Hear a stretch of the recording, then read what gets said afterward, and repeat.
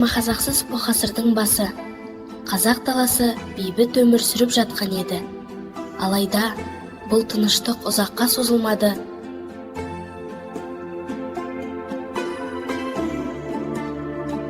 Аңдарымыз 1916 жылғы 25 маусымдағы жарлық бойынша 19 бен 43 жас арасындағы бір атана халық тылжымысына алынады. Балаларымызды майданға айдап әкетпек пе? Жерімізді алды, енді ер азаматымызды алып кетпек. Бұған қалай шыдаймыз? Осылайша халықтың ашуымен ыза кегі орта азаттық көтеріліске ұласты.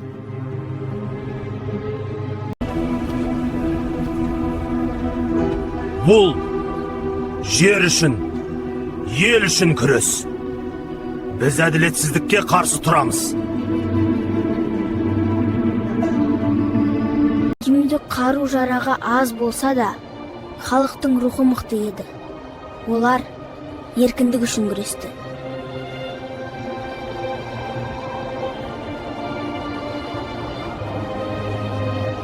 Маман болсын, кетіріліс қатал басып жаншылды. Мыңдаған адам қаза тауып, ел босып кетті. Еркіндік оңай келген жоқ.